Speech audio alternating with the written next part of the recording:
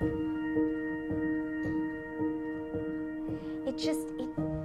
fades so quickly for you. It's like nothing really sticks, I guess, is what I'm saying. You have these adventures and it just doesn't stick.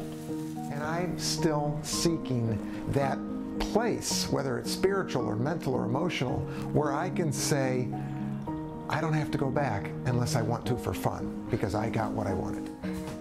And you honestly think you can get this feeling out of the 3.2 seconds it's going to take to be shot from a cannon? I won't know until I try.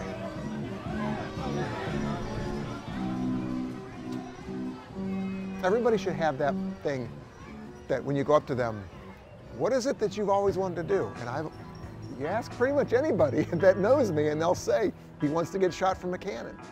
This is not a surprise. This is the person that I married. This is the person that I've been with for almost 16 years now. I understand and I have faith that Darius has researched it. He knows the pros and cons. Why he would want to do it is a bigger question to me, and I cannot answer that. Certainly there must be a more sensible way to feel challenged. It wouldn't be living with Darius if we weren't getting into another one of these crazy adventures. This is the guy who went to the Grand Canyon, just drove there when he was going through a life crisis, and went to the bottom of the Grand Canyon and back up with a bag of Skittles and a single bottle of water. He wanted to walk across Lake Erie when it froze. He wanted to walk to Canada. Come on. What happened to that one? Well, the lake didn't freeze. And he still might do that. I don't know. I have always thought it was normal to want to do something that no one else does. As a kid, I remember looking through the Guinness Book of World Records and thinking, gosh, could I do that? Could I set this world record or that world record? Could I be that person who does this one thing? What do people remember? People don't. They may remember the trapeze artist. They may remember the ringmaster. They may remember the clowns, but center stage, this is the show. This is it. Everything, all the build up towards this moment. And all eyes are on that absolute action. The cannon, you can't duplicate any feeling. They're flying through the air with no strings attached. You're just like Superman. It's hard to explain. It's exhilarating. It's a lot of mental stress, knowing that you're going to land where you're supposed to land and nothing going wrong in the process. You can't protect yourself from everything. You can get all your checkups and be vigilant. That doesn't mean that you're not going to get cancer. It just means they're going to catch it earlier. It's outrageous. There's no way I can even, process it for somebody to deliberately put their life in danger. Although, you do it when you get behind the wheel of a car. Some people do it every time they light a stove. I mean, come on. Everything in life is a risk. And if you start picking it apart, you know what? You're going to be so filled with fear, you're going to be totally immobilized. And then once you do it, and you land, it's like such a good feeling, like you just conquered your fear, and that's a really good feeling. I mean, a lot of people don't get to face their fears like that. And this is a fear that something goes wrong, it's bad. It's not a, oh, I'm going to get up and shake that one off and go do it again. I had a cannon that went to Japan. And when they unloaded it, they pulled on my pivot axle and broke a weld that I couldn't see. So I was over there and I did, I think, like 12 shots, and the cannon broke during the shot. So it's up here like this, and it jumped and it went over like that. And I came out and my feet hit the top of the barrel, and which kept me from flipping. So I'm flying like this, and I'm not in line with my airbag. My airbag's over on the right side of me. So I ended up doing a half twist like this, and I hit the very edge of the bag, and it just bounced me out into a scaffolding. And it broke 5 bones with that one. Yeah, and then another time I shot, it just started sprinkling.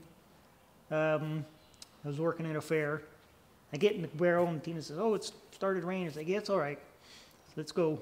And I shot and I hit the airbag, and it was like it was just wet enough that it was a slippery slide, and slid off the end of that, dislocated my tailbone, and that put me like an instant shock, because it like bounced me on my feet, and I was just kind of like, oh, it's dangerous. There's been a couple other. I'm putting on some protective gloves here because sliding out of that cannon at 60 miles per hour gives you a pretty nasty burn. We go through this process with the trigger person, and the countdown starts, and your heart just kind of starts thumping with the countdown. I'm going to hand over the microphone to Brian. He's going to keep you updated what's happening, and well, next time I see you, probably flying through the air. And you get to 1, and you squeeze every muscle in your body and hold your breath so you can take that impact. And as soon as you come out, you explode like Superman, like a big swan dive, and you're looking at your target and adjusting your body. So I'm actually flipping the whole time that I'm flying. So if this is my feet, I'm flying like this and watching the bag and then flip on over and land. When you slide in the barrel, you slide all the way down to the bottom. And you look out and you get tunnel vision. So at the angle, you know, depends on, each shot is a different angle, depends on if I'm inside and I gotta, you know, if I'm gonna hit the ceiling or something. I'm not a good person who says things and doesn't do them. Clearly we learned that with my 50th birthday when I decided to run across Death Valley. When I went out to the desert,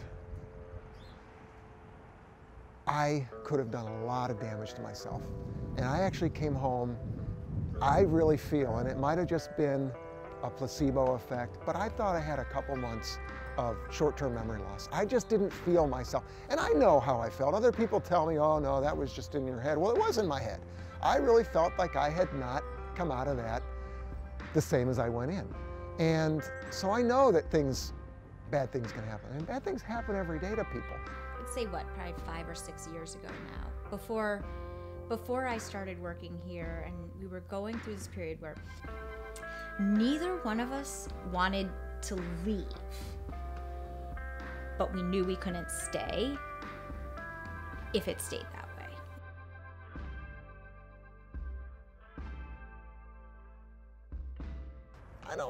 I've been a runner, and running, I enjoy running, but that was this bizarre thing that was beyond running. It was more of this reach inward to find out the kind of person I am. And that's the same thing with this being shot from a cannon. It's not the getting shot from the cannon that's the hard part, it's the landing.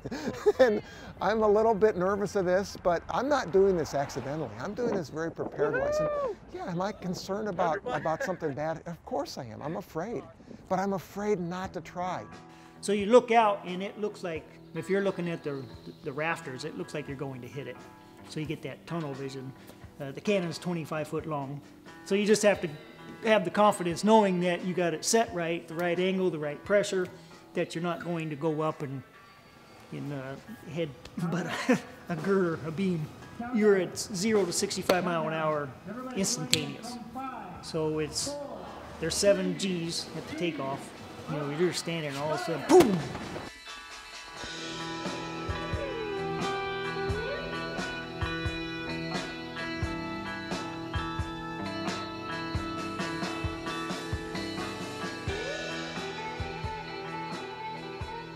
That's why you stiffen your body up to take that impact. And you don't see anything, it's so quick, you don't see anything inside the barrel. Next thing you know, you're like out of the barrel and you're focusing on your landing target. These things exhaust you, okay? They exhaust you, and then it happens, and you're like, and then you're shot out of a cannon, and we're sitting in a van, and we're driving home. The same way we were driving down a mountain after Badwater, and it was like, well, there's that. That feeling of exhaustion is what makes me feel alive. That excitement is what I strive for. For me, that I didn't ever think like, okay, I'm done. You know, it's like, gotta face it. You know, and like I said, that's that facing that fear, and it's a good feeling when you can do that. Because everybody is so afraid to try things in their life. You know, people say, well, if you didn't do this, what would you do? And I go, I don't know. I've never I'm doing what I dreamed I wanted to do. Fear is also like these lifelong instincts. Hey, I'm in a dark alley alone at night. Maybe I should take a closer look around me because something doesn't feel right. But I'm not aimlessly wandering around an alley. I'm doing all the No, right you're things. getting loaded into a freaking cannon. I'm glad you told me about watching for this. Yeah, like this. This. Yeah. So then you're The real turning point for us, honestly, was the Boston bombings. It was that crystal clear, blistering moment where, you know, when that happened, we were in two different places and neither one of us knew where the other was. And I knew he should be back in his hotel room and he knew that I should be done and not close to the finish line where it had happened, but he had seen it because our room overlooked the finish line. And, you know, in all our talks after it, it was like we were reminded of how much we were doing wrong because, you know, something like that really clarifies your thoughts. And all I was thinking about was, oh my God, where's my husband? Where's my husband? And he's thinking, oh my God, where is she? Where is she? And had run out to the elevator and no socks and shoes. And in that moment, it was like, we've got to clean this up. Every year seems better. It's like, this is the best year we've ever had together. This is the closest we've ever been. This is the most, you know. So, yeah, it is. But it's, that doesn't mean I don't think it ever gets easier.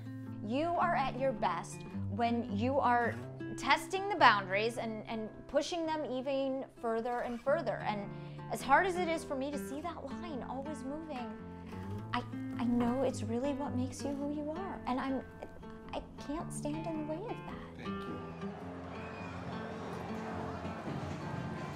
I started off running as walking. And I'm not saying that as a child. I mean, when I became a runner, I was a walker first. I enjoyed going out for long walks. So the process of walking and then becoming a runner, and you start out slow and you start out with short distances and then it built up and to the point where I've been able to do a 100-mile race or 135 miles across Death Valley. But that doesn't start by just waking up and I'm gonna go do this. It's a long, arduous process. I'm confident. Yeah, I'm not hoping that this is gonna go the way I think it's gonna go. You know, like I put some thought into it. You have to really want it, because it's painful. It's the learning process. You go through a lot. A lot of people nowadays, you know, oh, I'll do that, and they have no clue. They have no clue what's going to happen. And it's like, yeah, it'll shoot you, but it's what you do. You know, that's what matters. It's not that I'm afraid of dying, it's I'm afraid of not living. If I don't at least get to that point and give it a shot, then I don't feel like I have been true to myself. I think we had the same thoughts, as like the same thing. Like, what am I going to miss out on? You know, people always, I'm going to take a nap. I'm like, oh, hey, man, you can sleep when you're dead, you know? And then you squeeze everything as tight as you can. Just another step in my life that is a finite time period in history. None of us are going to live forever, so why not experience all that life has to offer, including getting chopped mechanic?